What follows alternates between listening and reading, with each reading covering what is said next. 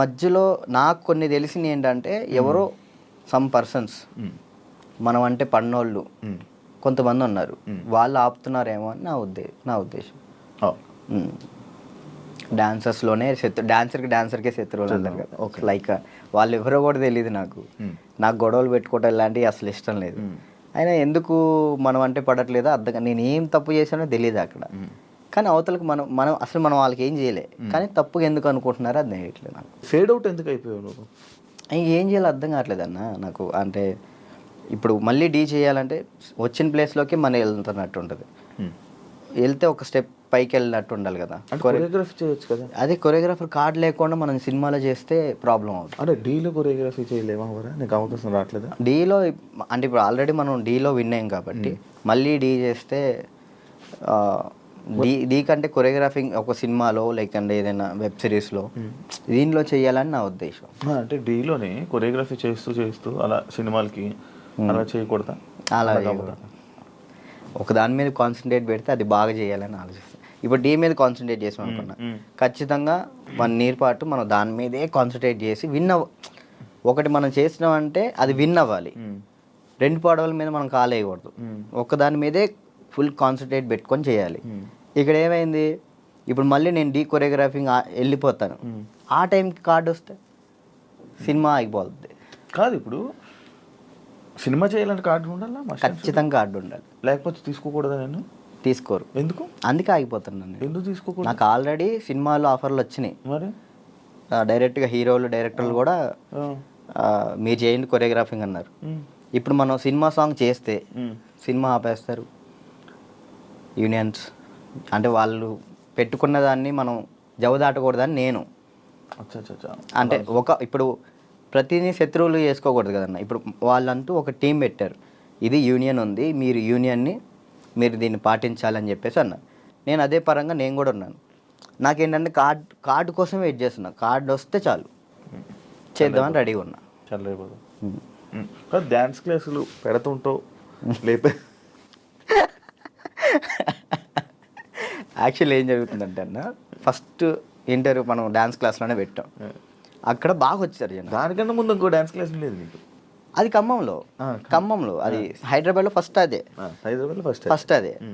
అక్కడ ఏమైపోయింది, ఎక్కువ మంది జనాలు అయిపోయేసరికి డ్యాన్స్ చేస్తుంటే అది ఆ బిల్డింగ్ మొత్తం షేక్ అవుతుందని చెప్పి ఓనర్ గొడవ పెట్టాడు.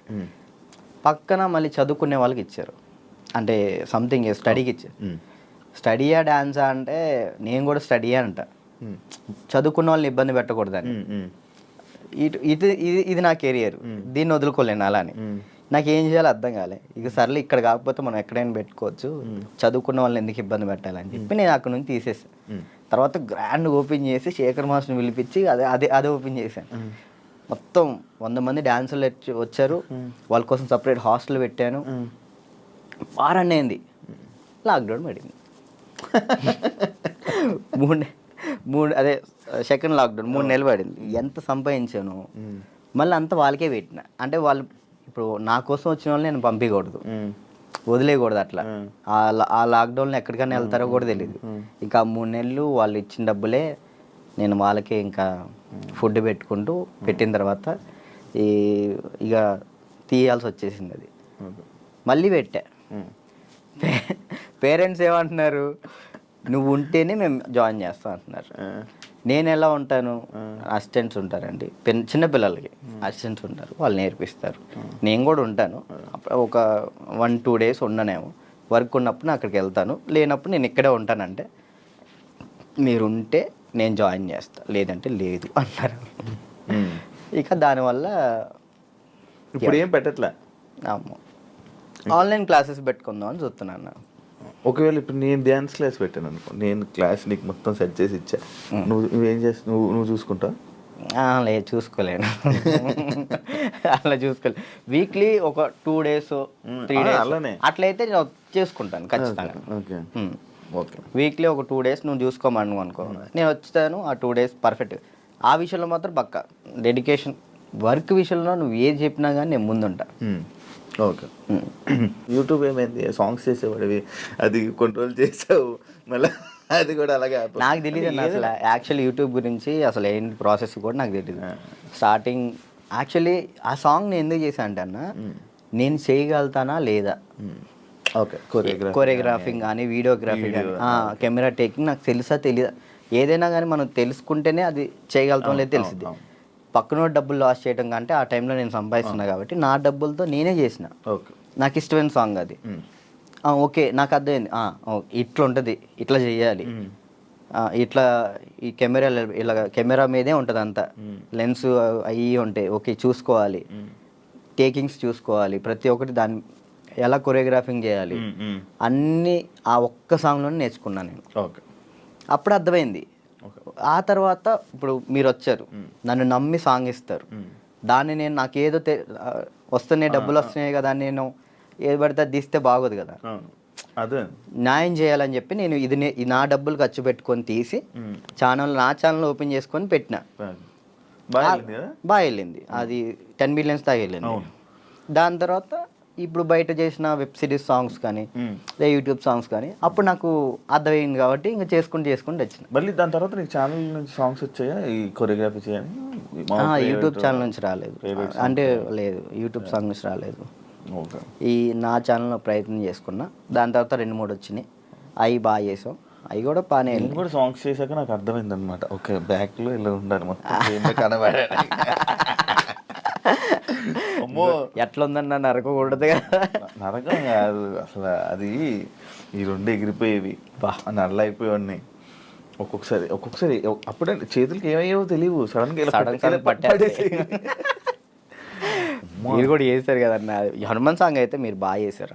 నువ్వు ఫోన్ చేసావు కదా నాకు, ఫోన్ బాగా చేసావు సాంగ్, నాకు బాగా అనిపించింది.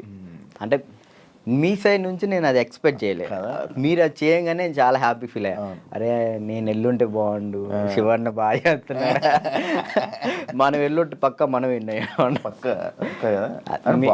యాక్చువల్లీ బాబీ కూడా బాగా చేస్తాడు. అండ్ ఏమైందంటే మ్యాటర్, నేను డాన్స్ చేస్తానని మన వాళ్ళు వేరే కొరియోగ్రాఫర్లకి ఇలా అడుగుతుంటే, అమ్మో ఆయనకి అవద్దా, ఆయనకి నా వల్ల కాదని వెళ్ళిపోయారు.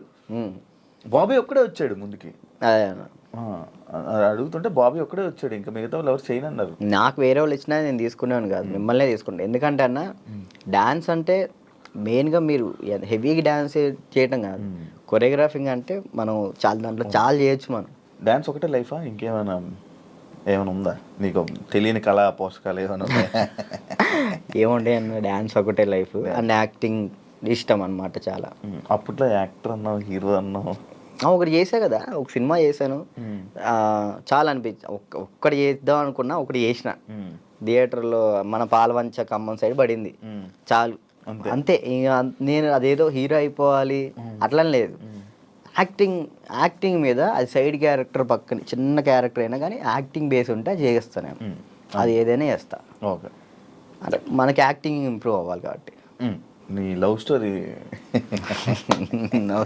ఎందుకులే అన్న లవ్ స్టోరీలు కాదు, మీరు అఫీషియల్గా పెట్టారు.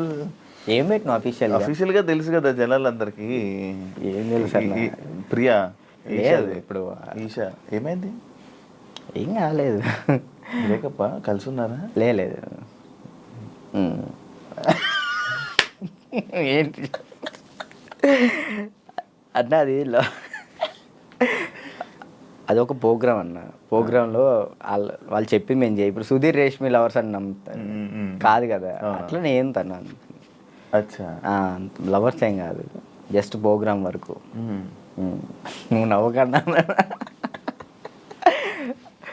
యాక్చువల్లీ తను చాలా మంచి అమ్మాయి, ఆ విషయంలో చాలా అంటే చాలా మంచిది, మనమే వేస్ట్ కాలం కాబట్టి తను ఇప్పుడు హ్యాపీగా. మరి ఆ రూమర్స్ అన్నీ తప్ప, మీరు రిలేషన్ అని ఇవన్నీ లవర్స్ తర్వాత బ్రేకప్ అయిందని అంత చెప్పి నవ్వుతున్నావు, ఏం చెప్పాలన్నా ఆన్సర్ కాదు, ఆన్సర్ రావట్లేదు. సరే ఇప్పుడు దాకా బాగా మాట్లాడా, చెప్పలే. తనకి ఇప్పుడు మంచి లైఫ్ ఉంది, తను హ్యాపీగా ఉంది, మనం మాట్లాడి ఎందుకు అని చెప్పేసి అలా. ఓకే, ఆ టాపిక్ మేము ఎందుకు డిస్టర్బెన్స్ దాన్ని. ఓకే, అప్పట్లో అక్షయఖాన్ ఆ. ఫుల్ ఇది పెట్టారు. అవును. దాని తర్వాత ఇది వచ్చింది. ఇప్పుడు అక్షయ్ నువ్వు ఇప్పుడు టచ్లో ఉన్నారా? మొన్న ఛాంపియన్స్లో అనుకుంటా కదా మళ్ళీ మీరు ఇద్దరు కలిసి డ్యాన్స్ చేసింది అదేనా? ఛాంపియన్స్ అప్పుడు కలిసి ఉన్నారా ఇప్పుడు మీరంతా? నార్మల్ కలుస్తూ ఉంటాం అన్న. ఇప్పుడు వాళ్ళ ఇంటికి వెళ్తూ ఉంటాం అప్పుడప్పుడు. చెప్తున్నా కదా అప్పుడు స్టార్టింగ్ అంటే ఇక తనే అసలు ఎట్టున్నా కానీ అటు వెళ్ళిపోయేవాళ్ళు. కాదు ఇన్స్టాలో అందరిని అన్ఫాలో ఎందుకు కొట్టావు? ఎప్పుడన్నా ఇన్స్టాలో మొత్తం అందరిని మీ ఫ్రెండ్స్ వాళ్ళు వీళ్ళు అని కాకుండా అందరిని అన్ఫాలో ఎందుకు కొట్టేసావు? ఎప్పుడన్నా రీసెంట్గా పిచ్చి లేచింది ఒక్కొక్కసారి. అంటే ఒక్కరిని ఇంట్లో కూర్చున్నా అంటే ఏంది నాకు ఎవరు మెసేజ్ చేయట్లేదు ఏంటి, ఫేమ్ అయిపోయింది వదిలేసారు ఏంటి అందరని తెక్కులేసి మొత్తం అందరిని అన్ఫాలో కొట్టేసిన. మొన్న ఆ టాపిక్ కూడా నాకు ఎలా వచ్చిందంటే ఎవరు ఫోన్ చేసి రాజు ఏంటి అందరిని అన్ఫాలో కొట్టాడు అని అన్నారు. ఎందుకు అన్ఫాలో కొట్టాడు అంటే ఏమైందో ఏంటో తెలీదు, మీ మధ్య ఏదో డిప్రెషన్లో ఉండి ఏమైంది అందుకే అందరిని అన్ఫాలో కొట్టేశాడని టాక్.